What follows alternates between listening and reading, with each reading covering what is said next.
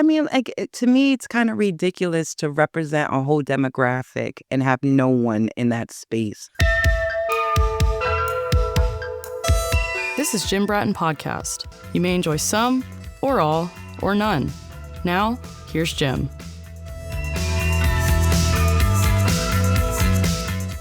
Here we are. This is the Jim Bratton Podcast. This is sort of a bit of an encore. We're talking to Cora Moore.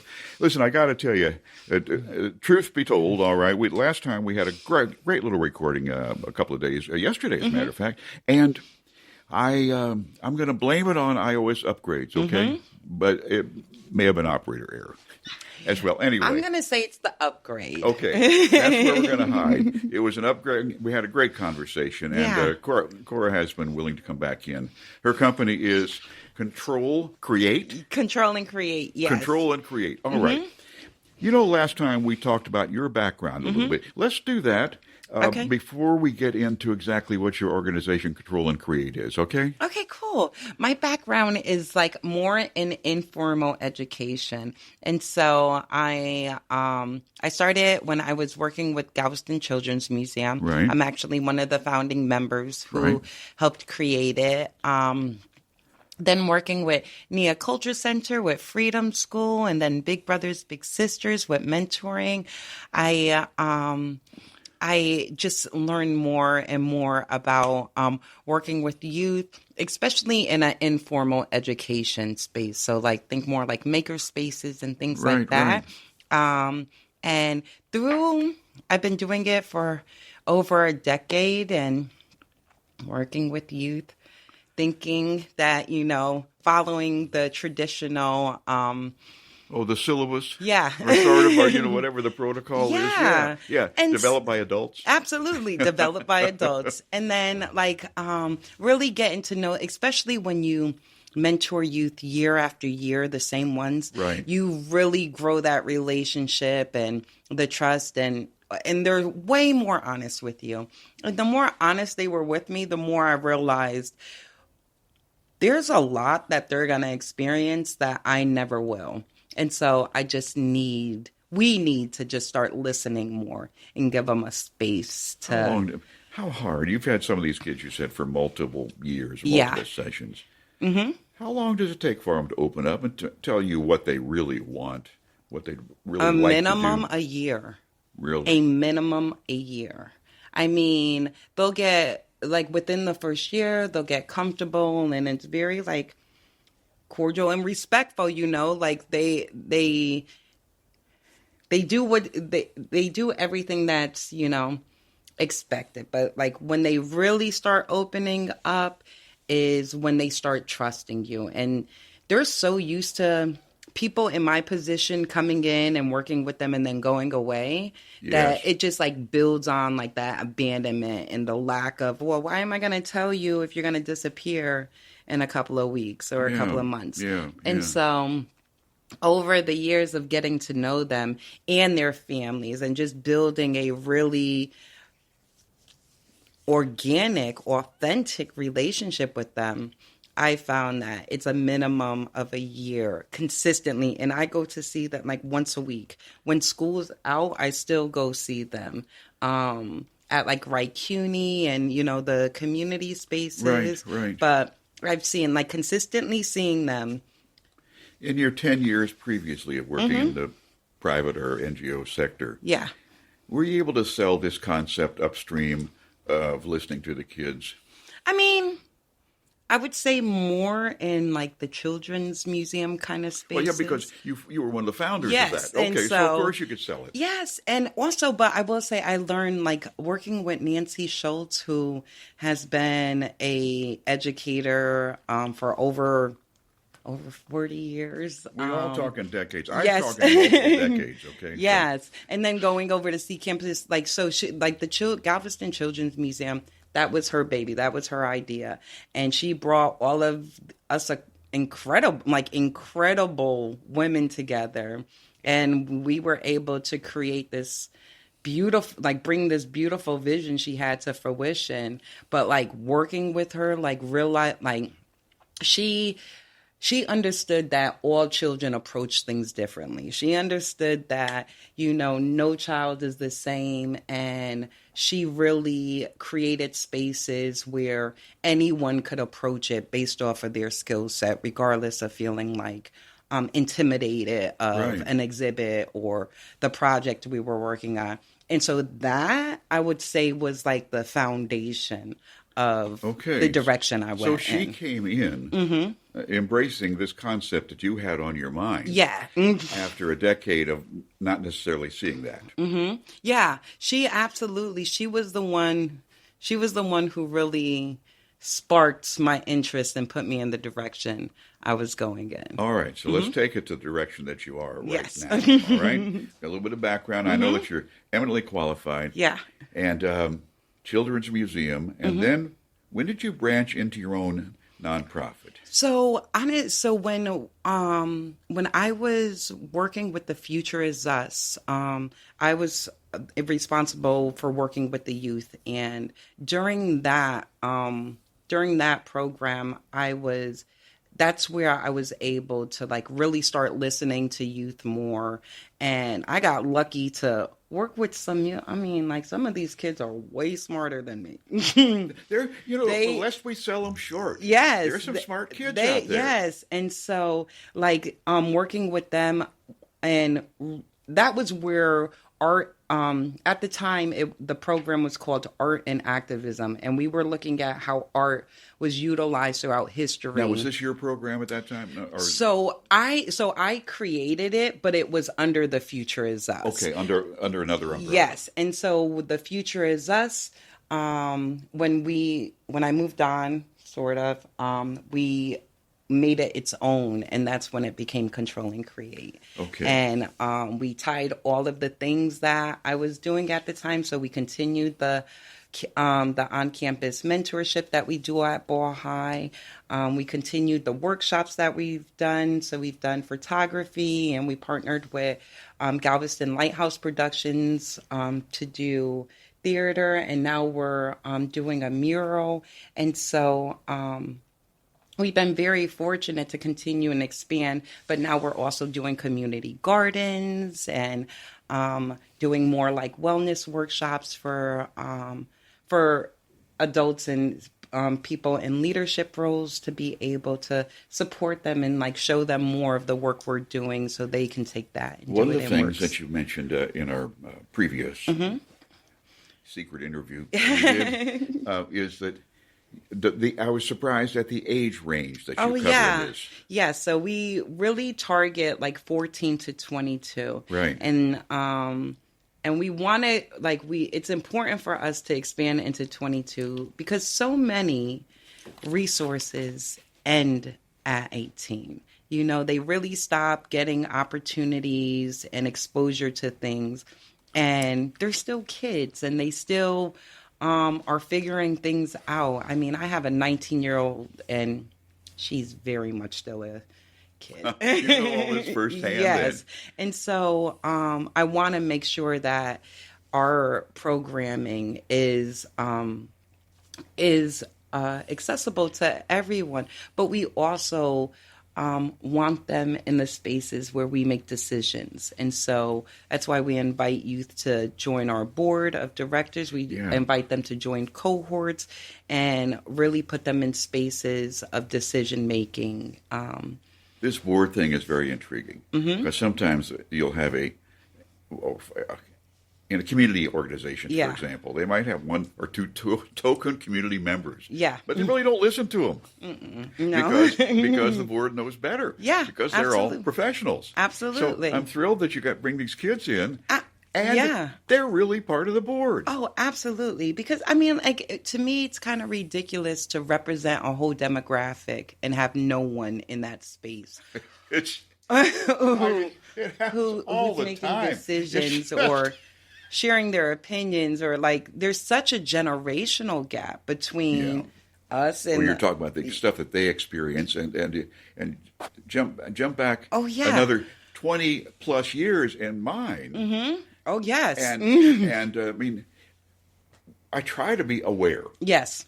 but that's about all I can do because Yeah. I can interact to some degree. How was it with the new platforms and communications? How was it to interact with kids? Oh, first we have to recognize that there are things that kids are going to experience that we never will, just be due to technology, Right, just due right. to, 80s versus 2026. So much has changed. We'll go back to the 70s. And okay. So, yes. And I remember, and honestly, I operated from a space of kind of like, being a mom, being a woman who has worked in this field for almost 20 years. There you operate with a little bit of arrogance, like, oh no, I know what I'm talking about. You're a cool mom. Yes, I'm definitely the cool one. But like I was telling you last time, I remember a group of girls, they were so excited to tell me about all of the changes they were going to make once they turned 18, like physical changes. They wanted to have plastic surgery and things like that. And I'm like, no. Like, let's not make any permanent decisions on like our temporary feelings. Let's wait until, I always tell them, wait until you're 25, at least until your frontal lobe is developed. And if you're lucky. Yes, if you're lucky. I'm 43 and I'm still waiting. winging I it. understand. Well, I've got a few on you and I'm still waiting. Yes. So there we go. And they were like, no, Miss Cora, like, look, we know exactly what we're going to look like. And they showed me like pictures of them, but with the filters. And with the AI component exactly. Oh, man. And so it's so hard to, because I was a kid and I remember my mother telling me, appreciate who you are and don't, because I was comparing myself to magazines. Well, that's what we had, yeah. And yeah. so I couldn't change myself or morph into something else. And like these young people can, and it is definitely changing their point of view or the outcome. But also in that moment, I realized I will never know what that's like to feel like growing up. I remember competing with a magazine or like, like your music videos you see. There were images, yeah, but you couldn't create your own. Exactly. So, this is what I'm going to look like. Exactly. And so in that moment, I'm just like, oh wow, like they're being affected by so much. And like the reality is it's 2026. These kids have access to the world in real time. But very few have the space, the support, or the tools they need to like process all their feeling into like Just real action. In my observation, and as certainly as someone with no kids and no grandchildren, of course, or anything, that these younger people could give the illusion of sophistication. Mm-hmm. Absolutely. But in reality, Mary and I always say, they're just knuckleheaded kids.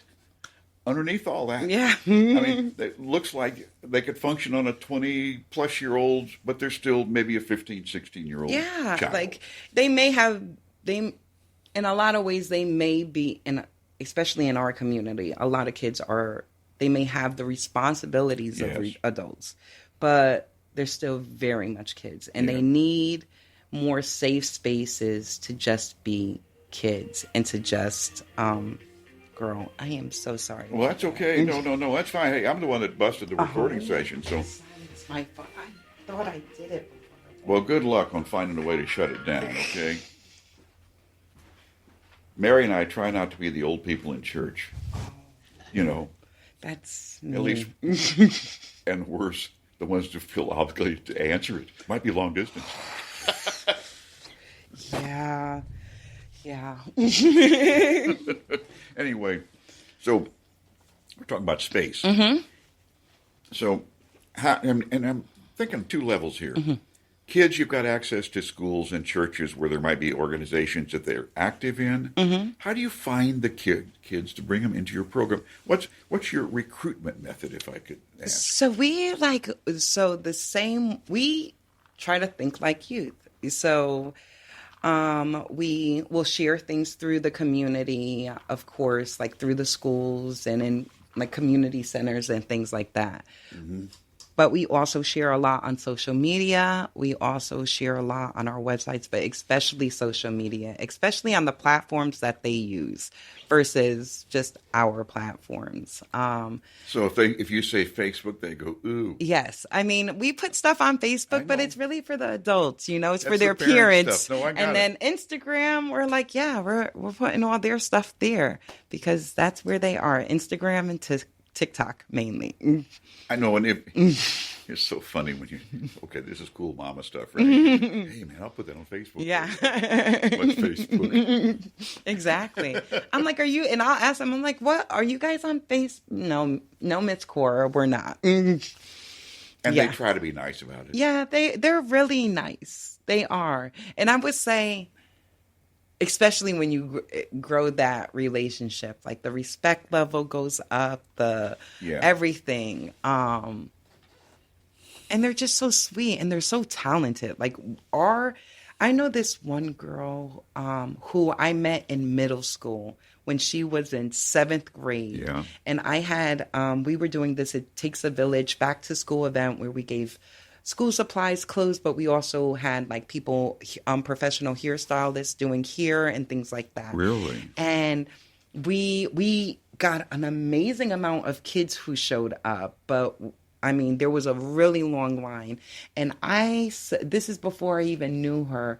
There was this little girl who jumped in and just started helping braid hair. And I was so busy running around, but I was like, who is this girl? And comes to find out, it was Debria. And so when I finally met her, she was in 8th grade at Central. But you had seen her in action. And like in that moment, I'm just like, they're so able. You know, these kids are so able and they want to help and they want to give back to their community and they just need a space. And you create that space, but within a space they're already familiar with. Yes, so absolutely. So they don't have to go cross town or 20 blocks away to a gathering point for you necessarily there. Oh, no, absolutely not. Like to me, I think it's important when creating especially programming in Galveston to recognize the barriers that we have here.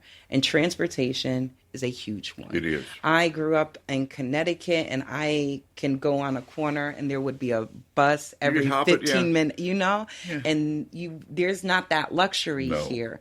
And then you have a lot of tourists and things like that. And so I just try to be more intentional of where we provide our workshops and things like that. And and to provide transportation and everything. So when they come, they can just come and not have to worry about anything. And even though we're only a town of 50,000 people or so, there are still zones where people feel uncomfortable getting out of their zone. And that might be a geographic zone. Yeah, absolutely.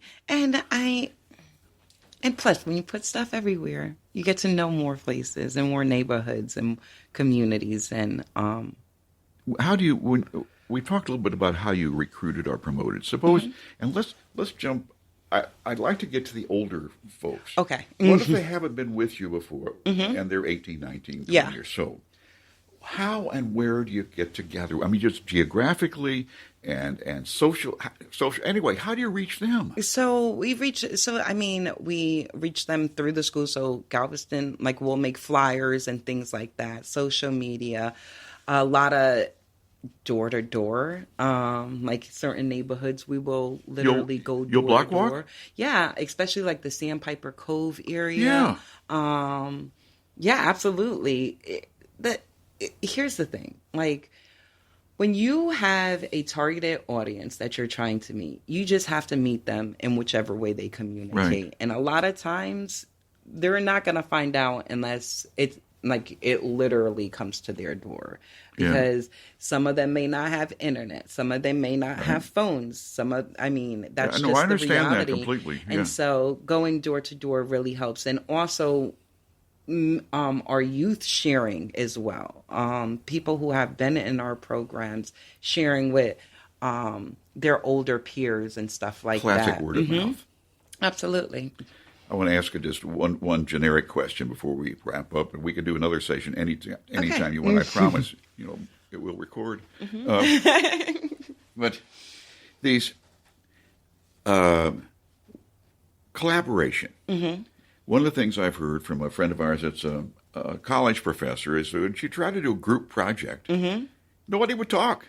Oh. You get a group of 4 people, and they don't know how to talk and collaborate. Yeah. Do you get past that, or is it happening? So, yeah, we definitely get past that part. I'm not going to lie. Like, when you get a group of kids that don't know each other, it's awkward. I mean, when you're young, that's when you're really aware of, like, you're becoming more aware of how others perceive you, There's self-consciousness develops during that time. And so we just try to create like activities, conversations that just get those things going. So if you give them a project and 4 people on the project, they're obligated to. Absolutely. And then it's also giving them projects that allow them to learn how to collaborate together, learn how to design together, learn how to look at different scales and sizes and things like that. It's just being patient, I will say, I remembered when we first started doing our photography workshops,